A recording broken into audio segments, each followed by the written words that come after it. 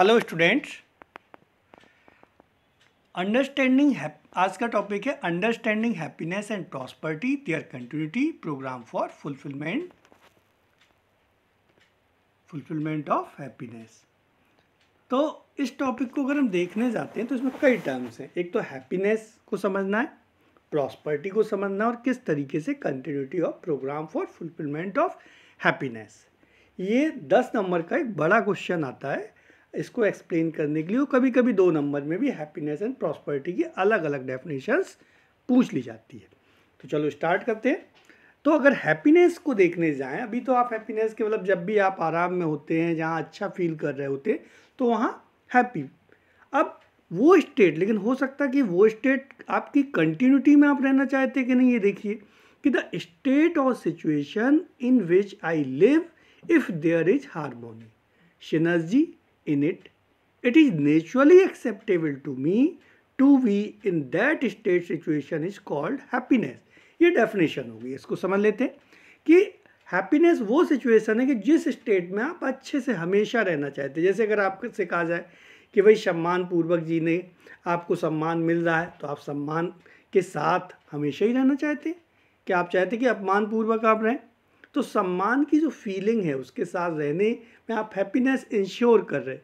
लेकिन आप अगर देखने जाएं कि जो आपको खाना बहुत अच्छा लग रहा है तो उसमें थोड़ी देर तो अच्छा लगता है, लेकिन अगर उसको कंटिन्यूटी करने जाए कि भाई वही खाना आपको सुबह दोपहर शाम तीनों टाइम दिया जाए, तो वो जो हैप्पीनेस की आपको जो हैप्पीनेस पहले मिल रही थी वो हैप्पीनेस अब इंश्योर नहीं कर पा रहा है। इसका मतलब ये जो हैप्पीनेस है कि जो टेस्ट से हम हैप्पीनेस लेने जा रहे हैं वो कंटिन्यूटी नहीं है। तो इस तरीके से आप देख सकते हैं कि जो भी आपको नेचुरली एक्सेप्टेबल है और वो सिचुएशन जिसमें आप लगातार रह सकते हो और आपको फील ना हो कि इससे ज़्यादा अब हम नहीं चाहिए, तो उसे हैप्पीनेस कहा गया। और अनहैप्पीनेस क्या है? इसका जस्ट अपोजिट अगर करें, ऐसी सिचुएशन द स्टेट और situation in which I live if there is disharmony, contradiction in it, it is not naturally acceptable to me to be in the state situation is called unhappiness। तो happiness equal to harmony मतलब व्यवस्था,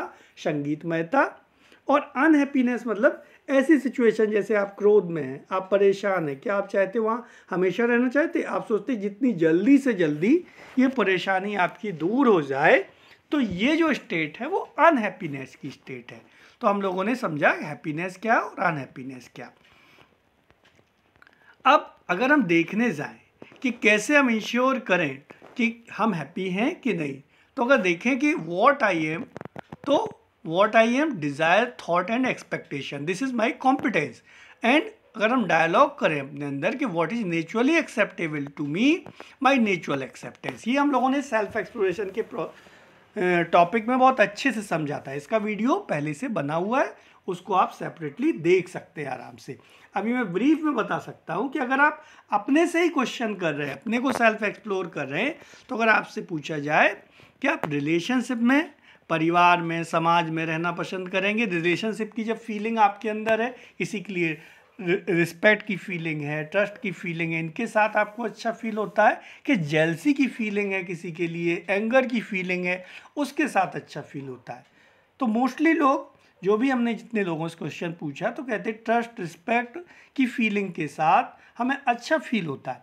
और जब आप anger होते हैं या आप जेलस होते हैं तो आप परेशान होते हैं। तो इससे पता चलता है कि नेचुरली जो एक्सेप्टेबल है वो रिलेशनशिप, ट्रस्ट, रिस्पेक्ट, ये है। जेलसी, हेट, ये फीलिंग हमें नेचुरली एक्सेप्टेबल नहीं है। लेकिन क्योंकि हमारी कॉम्पिटेंस कम पड़ जाती है, इसलिए हम उस स्टेट में भी जाते हैं। तो समटाइम्स हम अपोजिशन में भी होते हो, समटाइम्स रिलेशनशिप में। जब हम अपोजिशन में होते हैं और जबकि हमें नेचुरली एक्सेप्टेबल रिलेशनशिप है, तो हम अनहैप्पी फील करते हैं। और जब हम समटाइम्स कॉम्पिटेंस के साथ, हम रिलेशनशिप की फीलिंग के साथ घर में, परिवार में, समाज में होते हैं, तो वही हमें नेचुरली एक्सेप्टेबल है, तो हम हैप्पीनेस फील करते हैं। अब अगर हम देखें programme for continuity of happiness is, क्या आप चाहते हैं कि कुछ देर के लिए पसंद रहें? थोड़ी देर के लिए प्रसन्न हो जाए, बहुत प्रसन्नता हो गई है, बहुत अच्छे से रह रहे हैं, अब कोई आके मुझे परेशान कर दे, कोई मुझे समस्या पैदा कर दे जिससे बहुत बोर हो गए हैप्पीनेस से। कुछ लोग कहते हैं भाई लगातार हैप्पीनेस रहेगी तो हम बोर फील करेंगे। मुझे तो नहीं लगता कि चाहने पर आप एक क्षण के लिए भी सोचते हैं कि आपके साथ कुछ गड़बड़ हो, कुछ खराब हो जिससे आप अनहैप्पी हो। अर्थात नेचुरली एक्सेप्टेबल, हम लगातार जितने भी एफर्ट कर रहे होते हैं वो कंटिन्यूटी ऑफ हैप्पीनेस को इंश्योर करने के लिए कर रहे होते हैं। लेकिन राइट अंडरस्टैंडिंग अगर नहीं है तो हम जिसको हैप्पीनेस समझ रहे होते हैं वो हैप्पीनेस कंटिन्यूटी में नहीं होती है। तो इसको समझने के लिए पहले तो अंडरस्टैंडिंग हैप्पीनेस को हम समझें, जो अभी हम लोगों ने पहले समझा। Understand harmony and live in harmony, तो हैप्पीनेस को समझकर और हमें हैप्पीनेस में रहने की किस तरीके से योग्यता अपने अंदर डेवलप करें। तो इसके लिए प्रोग्राम क्या करना पड़ेगा, तो आपको 4 लेवल में जीना होता है। मुझे जो कि एक तो आप अपने साथ भी जीते हैं, अपने साथ बहुत सारा आप अपने अंदर सोचते रहते हैं, बहुत सारा अंदर ही अंदर आपके अंदर विचारों में ये सब चलता रहता है, उससे आप परेशान भी होते हैं और आराम में होते हैं। तो at the level of individual human being, तो हार्मोनी पहले आप अपने अंदर जो आप सेल्फ एक्सप्लोर करके इंश्योर कर सकते हैं जो नेचुरली एक्सेप्टेबल है उसके साथ, फिर परिवार के साथ, समाज और सोसाइटी, इन सब जगह आप रह सकते हैं हार्मोनी में। तो इन चारों जगह को हम लोग आगे के टॉपिक्स में, आगे की यूनिट में 1 बाय 1 डिटेल से समझेंगे। अब बात करते हैं कि what is the meaning of prosperity. Prosperity क्या है, तो प्रॉस्पर्टी एक फीलिंग है। Prosperity is a feeling of having और producing more than required physical facilities. तो हमें फिजिकल फैसिलिटीज़ चाहिए किस लिए, अगर हमने फर्स्ट टॉपिक में अगर याद हो आपको बताया था कि हमारे लिए रिलेशनशिप भी ज़रूरी है और फिजिकल फैसिलिटीज़ भी ज़रूरी। फीलिंग के लिए फीलिंग के साथ जीना है और शरीर के नर्चरमेंट, प्रोटेक्शन एंड राइट यूटिलाइजेशन, अगर इसको हम देखने जाएं तो इस तरीके से आप याद रख सकते हैं कि NPR nurturement for body protection and right utilization of the body, इन सब के लिए हमको क्या चाहिए, फिजिकल फैसिलिटी की ज़रूरत है। तो किसके, हमें खुद इसकी इंश्योरेंस हो। तो इसके लिए आप फीलिंग ऑफ प्रॉस्पर्टी कब आपको इंश्योर हो पाएगी, जब आपको right assessment of physical needs along with their required quantity, कि कितनी आपको ज़रूरत है। जैसे सर्दियाँ अभी चल रही हैं तो आपको पता होना चाहिए कि भाई सर्दी में कितने कपड़ों की ज़रूरत है, ये आप असेसमेंट कर ही सकते हैं। मान लीजिए कि आपको भाई कॉलेज जाना है, घर में रहना है, तो इन सब के लिए आपको अगर 4 से 5 पेयर्स अच्छे से बढ़िया गर्म कपड़े मिल जाएं तो सफिशिएंट है। तो अगर आप समझ पाएंगे इस बात को कि हमें इस मौसम में सर्दी से बचने के लिए, शरीर के प्रोटेक्शन के लिए इतने कपड़ों की ज़रूरत है, अगर 4 से 5 हमें चाहिए, अगर मेरे पास 6 अवेलेबल है और मुझे फील भी है कि मेरी ज़रूरत पूरी हो रही है, तो ये फीलिंग ऑफ प्रॉस्पर्टी है। और इंश्योरिंग, अब अगर नहीं है तो क्या करना है, इंश्योरिंग द अवेलेबिलिटी, कि कैसे हम उन्हें अवेलेबल बनाएं, प्रोडक्शन करें मोर देन रिक्वायर्ड फिजिकल फैसिलिटीज, जितनी हमें ज़रूरत है उससे ज़्यादा को हम प्रोड्यूस करें, अवेलेबल बनाएं, एफर्ट करें, मेहनत करें। तो तब भी आप परेशान नहीं होंगे क्योंकि आपको पता है कि अगर मुझे 6 की चाहिए, 4 मेरे पास है, 2 की मैं मेहनत करके और अचीव कर लूँगा, अगर आप राइट अंडरस्टैंडिंग के साथ अगर समझने जा रहे हैं। अदरवाइज आपके पास हो सकता है कि 10 पेयर्स कपड़े पड़े हुए हों, लेकिन आपको असेसमेंट नहीं है कि ये मेरी रिक्वायरमेंट है।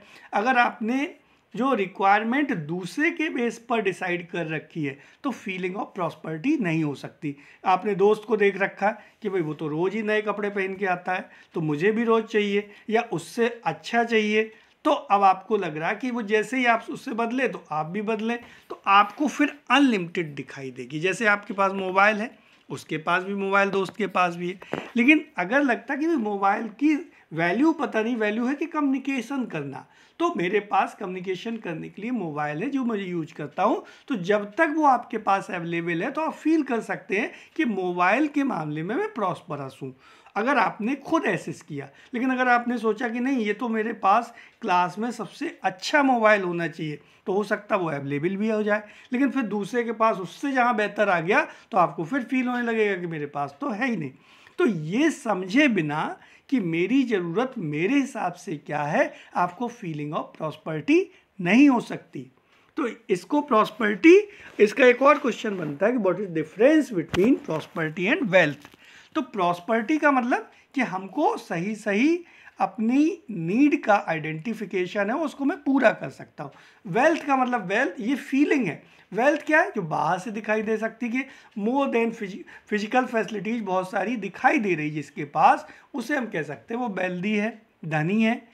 लेकिन जरूरी नहीं वो प्रॉस्परस हो अगर उसके पास राइट अंडरस्टैंडिंग या फीलिंग नहीं है इस बात की कि उसके पास जितना है वो उसके लिए सफिशिएंट है। तो ये डिफरेंस है। तो अगर आपको देखने में जाए, बाहर से जो आदमी देख रहा है कि बहुत सारी फिजिकल फैसिलिटीज़ रखे हुए हैं, फिर भी हो सकता है वो प्रॉस्पेरिटी की फीलिंग में ना हो, जबकि हमको हैप्पीनेस एंड प्रॉस्पेरिटी कंटिन्यूटी में इंश्योर करना। तो वो डेप्रीवेशन, उसके पास सब कुछ होते हुए भी डेप्रीवेशन दिखाई देता। कभी कभी 3 टर्म्स और पूछ लिए जाते हैं।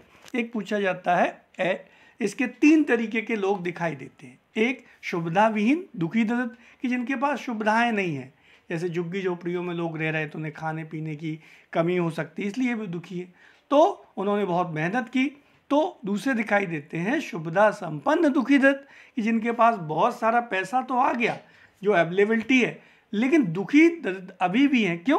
क्योंकि उन्होंने राइट अंडरस्टैंडिंग से ये समझा नहीं कि जो उनके पास अवेलेबल है वो उनके लिए सफिशिएंट है। तो विथ राइट अंडरस्टैंडिंग हम कहाँ पहुँच सकते हैं?